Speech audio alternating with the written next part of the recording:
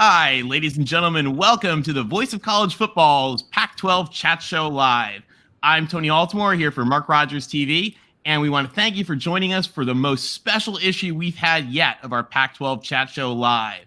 We are here with somebody really, really incredible, once in a season opportunity to meet actual Pac-12 CEO and learn about the role of college athletics within the broader university. We all love college football here. It is the Voice of College Football channel, but we sometimes forget that college is the first word, not the second. And so we're joined here by Dr. Elizabeth Chilton, Chancellor and CEO of Washington State University in Pullman. And just to give you guys a quick introduction, because she is a rock star, a brilliant and prominent anthropologist, in addition to leading the campus. Dr. Chilton got her PhD at UMass. She was a professor of anthropology and archaeology at Harvard. She was the Associate Vice Chancellor at UMass, the Dean at Binghamton, and now the Chancellor, or excuse me, the Provost, and now the Chancellor at WSU. So, Dr. Chilton, welcome to the Voice of College Football. Thank you so much. I'm so glad to be able to join you today. Well, our folks are really excited about this. And one of the things that they have asked us to really find out is people want to know, you, as the CEO of the university, what are the most important things to you about the athletic department and its role? Well, first of all, I want to say that, I've been serving as the provost for the WSU system, which for those who, not everybody really thinks long and hard about what a provost is, but provost is the chief academic officer, so responsible for academic programming for the whole WSU system. That's our 6 campuses and our extension locations that are in every county of the state of Washington.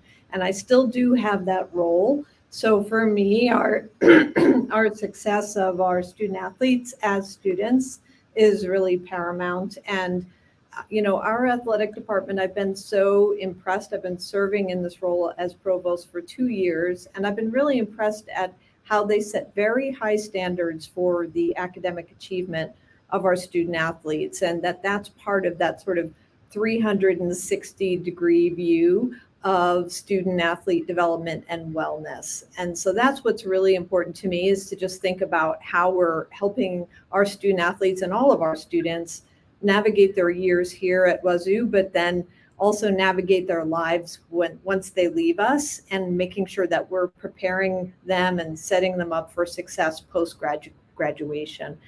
And then I think the other thing I should mention, just in the context of college athletics is it's important to me, especially my new role as chancellor of the flagship campus. Athletics started reporting to me on July 1st of this year. So it's only been a few months, and it's been an exciting few months at that. But I've gotten to know a lot more about the fiscal responsibility and accountability that it takes to support a robust athletics program. And so that's also important. We're a public university. We have responsibility to our constituents to provide an excellent experience for our student athletes, but also to make sure we're being responsible fiscally. That's fantastic. And kind of on that note, one of the things that I was actually really excited to ask you about is the role that athletic support and the engagement that comes with it in areas like development and alumni engagement and broader student recruitment and marketing plays. And you have a unique experience because you've been leading universities that don't have quite as prominent a athletic department. And so I'm wondering, how has that been different? Has that been helpful? Has it been more challenging, or just a big different change? We used to say, when I was Dean of Arts and Sciences at Binghamton University, that our football team was undefeated because we didn't have one. And obviously at UMass, basketball is the name of the game. Hello, Dr. J. So, this is a more robust and a broader suite of athletic programs that we have at WSU. Certainly athletics are, as they say, the front door for the university for a lot of people. College athletics and Cougar athletics brings incredible interest to the university. And then when people get here, they're really amazed by the research and creative activity and student success that happens on our campus. So for some, it's what they think of when they think of WSU. When they see the logo that, here we go, oh, it's on this side, it's on the side there. When they see that Cougar logo, it's recognizable, they think of athletics, but then when they come here, they learn a lot more. And, you were talking about things like development and alumni engagement. I mean, game day here in Pullman is quite amazing. I don't know if you have both been here on game day lately, but especially coming out of the pandemic, just seeing the city of Pullman come alive, and just the energy that's on campus is amazing. I don't know if you happen to know this, but I happened to conduct the Cougar Marching Band for homecoming this past Saturday. I saw the pictures and it looked awesome. How great. cool was that? I did that last year, our School of Music, which is what, the School of Music supports our Cougar Marching Band, they had a fundraiser, and it was a silent auction where you could bid on an opportunity to conduct a home game. And I was like, I am going to win the thing. I'm a musician. I'm a singer myself. I play piano a little bit. And I was like, I'm going to win this thing. So I outbid like my faculty and my fellow staff members. I was like, I'm going to conduct the marching band. Good for you. And, That's awesome. Not only did I have such an amazing time standing up on that platform with, 20,000 people in the stands or whatever it was, but I have had people emailing me and messaging me on social media saying, I want to know more about the marching band. I want to know more about your School of Music. I want to know, are you thinking about, some expansion of your arts programs, which we are. So it's sort of that front door into the university for many people. It gets people excited and connected across all different walks of life and vocations, but then it leads them in and we can show how much more we have on the campus to offer. That's awesome. I'll tell you, you're mentioning fundraising and all the events and stuff. I was once, when I went to grad school at the University of Pennsylvania, and was sitting in a meeting with President Gutman at the time's #2, and USC had just finished its capital campaign, and Penn had just finished its, which was much smaller than USC's. And the president's #2, just in the middle of a meeting about like staff benefits, just looks at me and he goes, if I had USC football, I could have raised 20. And I laughed. I thought, that's the role that it plays. Yeah, absolutely. Chancellor Chilton, I have a question for you based on, I have not been up to Pullman, but it is on my bucket list. But speaking of, you'd mentioned about game day there at Pullman, and the spirit that Cougs have. Mm-hmm. I've met a few alum and fantastic people, but I don't know if you're familiar with College Game Day on ESPN. There is a record of, I think, more than 250 weekly College Game Day where they set up at a university. It's a 3-hour show now. It used to be 2 hours, but there is always a Washington State flag that is flying. And they showed everything that goes into it one episode. I thought that was absolutely brilliant. So whenever I watch the show, I'm always looking for Waldo. I'm looking for the Cougar flag. So that's right. Well, I mean, I do have to say, and I know, of course, I am biased, but the Cougar logo, I have never personally seen a more captivating school logo because, great logo. I agree. mean, it's amazing. I saw it before I was a Coug. I actually used to buy Cougar cheese when I was in New York, like years before I even knew that I was going to end up here, because I knew the anthropologist here and one of my colleagues here, I called him Cougar, just as a nickname. And, it's this amazing recognizable logo. And also, I 2 weeks ago, I guess it was, about 2 weeks ago, I got to go to my first away game as Pullman Chancellor in Madison. And I would say we had between 2,500 and 3,000 Cougs there. We're estimating because we sold out the section where we offered them to alumni, but then they were throughout the stands. And at one point, this section was saying go, and this section over here was saying Cougs. in an 80,000 person arena on someone else's campus. And I'd never been to an away game. And so I had not seen anything like that. So it really does make people feel connected, regardless of, the limit of my athletic ability was running track in middle school until everyone got taller than me. But it makes you feel part of the Cougar family when you're at a game. Well, and you guys have a huge advantage at Washington State, and I'm going to be presumptuous here, but I really admire Pat Chun as a phenomenal athletic director, and he seems like just a phenomenal guy and a phenomenal leader, which I'm sure makes your job 100 times easier. Mm-hmm. But one of the things that a lot of folks were wondering is, how do you work with the athletic director and the coaches, and what decisions do you and President Scholes before you? What decisions do you guys make versus the AD? How often do you meet with him? Like, what are the kinds of things that he comes to you to make decisions on versus what you've just sort of delegated out? Well, I mean, I think the first part of your sentence was just saying, I want to echo that we have a really strong leader in Pat Chung. He is not only our athletic director, but he's a vice chancellor for athletics for the flagship campus. And that's a new title, new role that started July 1st this year as well. And he absolutely has delegated authority to manage the day-to-day operations of athletics. I think it's important that any chancellor or president, delegate that authority.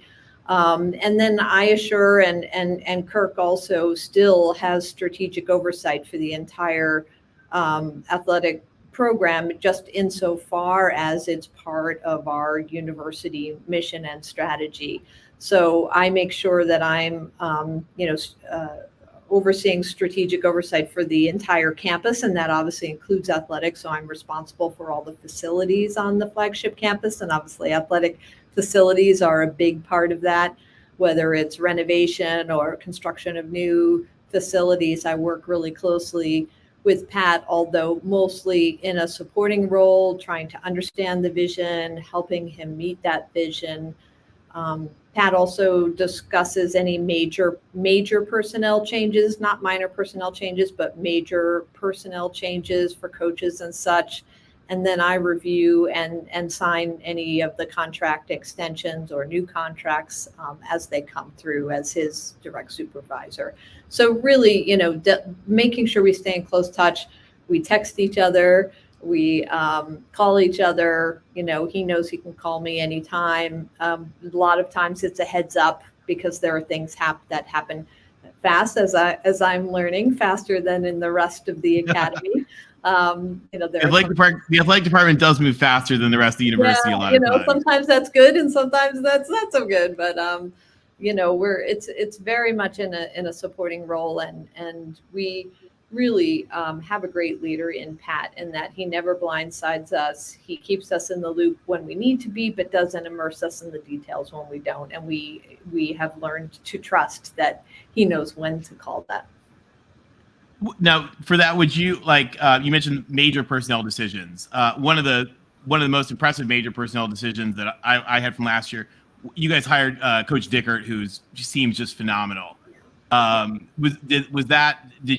What role did you play? Did you guys play in that versus Pat, or did you just kind of come in the end? I mean, it was kind of a special circumstance. Yeah, absolutely, because we needed to, move on that fairly quickly, as you know. And, both Kirk and I, so back then athletics did not report to me, but we knew that it was imminent, that it was going to. And so Kirk and I were on a call with Pat several times, during that whole process, under the former coach, and what we were going to do about issues concerning compliance, and then also what we were going to do, whether we were going to report or appoint an interim. And so we had long conversations with Pat about that. We had a conversation, Kirk and I had a conversation with Jake as well. We had the opportunity to ask him questions. So we were really side by side with Pat throughout that, because that was a very important and very visible for, the PR and the success of Cougar football, obviously. And, it's been an amazing decision. I mean, it really was Pat's, suggestion and leadership that brought that to me and Kirk. But, Jake is just a fine human being. And, Seems awesome. I've met his whole family, and, I've stood on the sidelines. I go to practice on occasion for football and some of the other sports, and I attend games. Of course, I've attended, every single home game, and I know all the coaches. And just seeing Jake's influence on our student athletes, watching them from the sidelines, the smiles on their faces during a game, not just during practice, but like they are enjoying themselves and they're supporting each other. Success or fumbles, it doesn't matter. They really support each other, and that is clear. And to me, I'm also a mom to a 21-year-old, so like seeing 20-year-old men really coming into their own and being supported just warms my heart. He's a great guy. That's awesome. And with the actually, Rick, you had a question, I think, on that. Yeah. So with regards to, we touched upon how the atmosphere in Camp Randall and the Cougs out there and the spirit that they bring, multiply that by 130 other schools. Mm-hmm. And there's a lot of passion, connectivity. An old guy like me, an SC alum, season tickets, like to keep in contact with former classmates. So there's a spirit that keeps you involved with the school. Yeah. And so a little background here, I represent the college football average fan. And there's been a lot of changes that, as you know, have been going on in college football, specifically the last year and a half. Mm-hmm. And last February, the conference commissioners tabled the college football playoff expansion, which a lot of college football fans were confused, disappointed, didn't understand how these conference commissioners couldn't come to an agreement. But that happens a lot in business, in education, et cetera, every walk of life. But then, out of nowhere, we did a press release on September 2nd, the night before college football starts this year, that the college football playoff board of managers, composed of 11 presidents and chancellors, of which Kirk Schultz, the president of Washington State University, is on that board. I didn't even know there was a board of presidents and chancellors. All of a sudden, they spread the magic dust, and we are going to have a 12-team playoff by 2026. We would like to have it earlier. Conference commissioners, go ahead, take care of this, work out the details. My question to you, from what little knowledge you have or discussions that you have with Kirk, was this kind of like the parents telling the children, hey, this is what's going to happen. You need to go have a discussion, work it out, and figure it out, and let us know what's going to happen. Yeah. I mean, I'll play the new kid on the block for this one, and I shouldn't say play. I mean, I really am the new kid on the block on this one, and was not involved in those conversations at all. And all I know is what you know. To be honest with you, okay. I've been involved in the Pac-12 board meetings since July 1st, and so I know a little bit more about the conversations that are happening there, but not the conversations that you're talking about. So unfortunately, I can't shed any more light than you have on that one. No worries. But if next time you talk with Kirk Schultz, please let him know. Thank you. College football fans across the country that are on the Voice of College Football, thank you. We appreciate it. It's like our voices were heard. There was an adult in the room that got it done. The bosses had to do boss things. We like it. CEO level decision. We're happy with it. It's a good thing. Thank you. You mentioned you do you're on all with all the Pac-12 the other Pac-12 CEOs who we all on this channel, we have tremendous respect for all the folks, and you sit in the seat now essentially that Dr. French sat in, who is one of the figures that really transformational in the Pac-12 and in bridging you probably don't know, the crazy dramatics of the Pacific Coast Conference in the 1950s would make the show Dynasty look like realistic. And Dr. French helped get through a lot of that. But I'm wondering, how do your relationships with the other Pac-12 CEOs transcend sports across other areas of the university? Mm-hmm, mm-hmm. Yeah, I mean, as I mentioned, so right this year, both Kirk and I are serving on the Pac-12 board just because, we wanted to be able to have a transition. A few other presidents, as a new president came on, they did a year of shadowing just to make sure there was good continuity. So Kirk is still the voting member this year, but I've been able to attend all of the Pac-12 board meetings with the CEOs and also with the joint meetings that we have with the ADs. And, first and foremost, if you were to ask me, have there been any surprises now that you're in on those meetings? And I would say that what has pleasantly surprised me is the strong focus on what's best for our student athletes. There is constant conversation about whatever it is that we come out the other side of this with, that we make sure that it's best for our students, whether it be about maintaining their academic standing, whether it be about their travel schedule, whether it be about the strength of the teams that they would be playing with, and what does that say also about the reputation of the university. Of course, we have an obligation fiscally and reputationally to our universities, but the student athletes are front and center among the Pac-12 CEOs, and that has been something that has been really strong and has really impressed me. And of course, I've gotten to know colleagues through that channel. Anne-Marie Cauche at University of Washington, we've been able to have conversations also in various statewide meetings. And, UW. Really cool.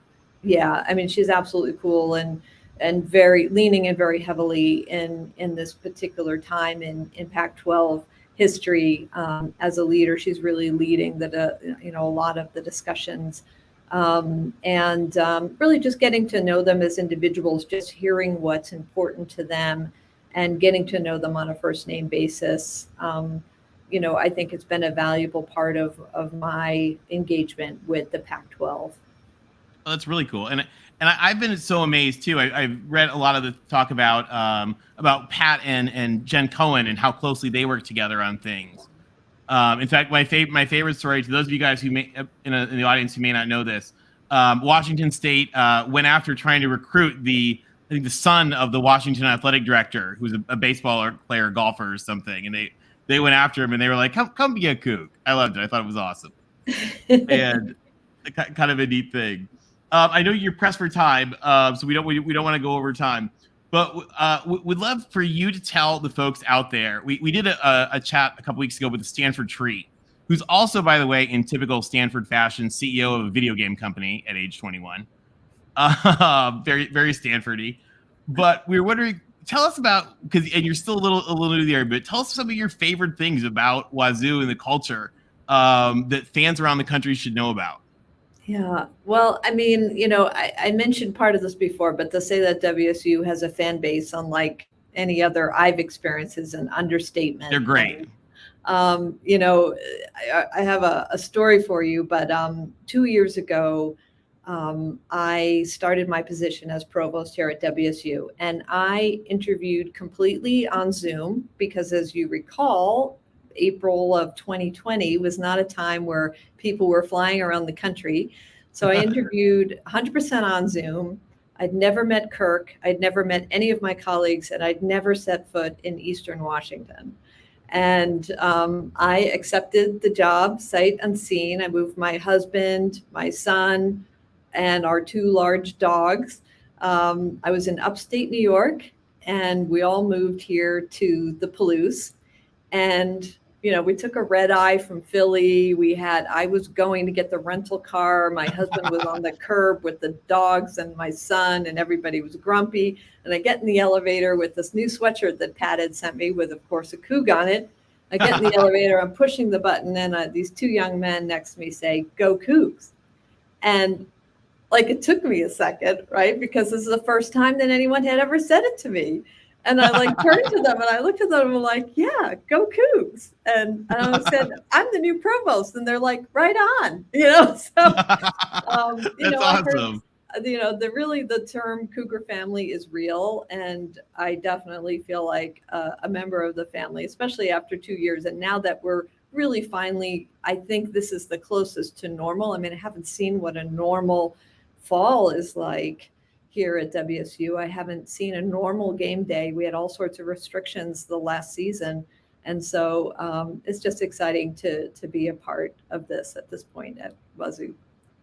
That's awesome. Well, to everybody watching, we want to thank Dr. Chilton for joining us here on the Voice of College Football channel. This has been really insightful and really, really incredible and generous of you with your time. Thank you, Dr. Chilton, so much for joining us.